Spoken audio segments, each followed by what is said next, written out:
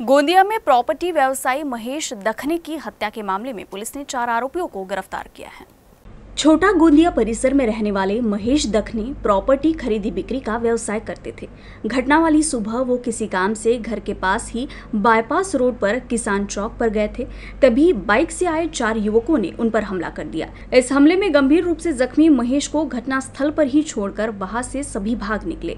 जिसके बाद सड़क से जा रहे अन्य लोगों की नजर महेश पर पड़ी तो उन्हें अस्पताल पहुंचाया गया, लेकिन इलाज के दौरान उनकी मौत हो गई। इस घटना के बाद पुलिस ने हत्या का मामला दर्ज कर आरोपियों की तलाश शुरू की। कुछ घंटे के भीतर ही पुलिस ने 4 आरोपियों को गिरफ्तार कर लिया। सदर प्रकरणामध्ये 4 आरोपींना आपण ताब्यात घेतलेला आहे आणि प्रथम दर्शनी हा आर्थिक देवाणघेवाणीतून प्रॉपर्टी डीलिंगमधून हा गुन्हा घडल्याचं दिसून येत आहे। एकूण 4 आरोपी अटक करण्यात आलेले आहेत। एकूण 15 जूनपर्यंत आपल्याला पीसीआर मिळालेला आहे। मृतकावर यापूर्वी एक 420 चा गुन्हा दाखल आहे 2023 मध्ये आणि जे आरोपी क्रमांक 1 आहे देवेंद्र उर्फ देवा तुकाराम कापसे यांच्यावरती एक गुन्हा दाखल आहे।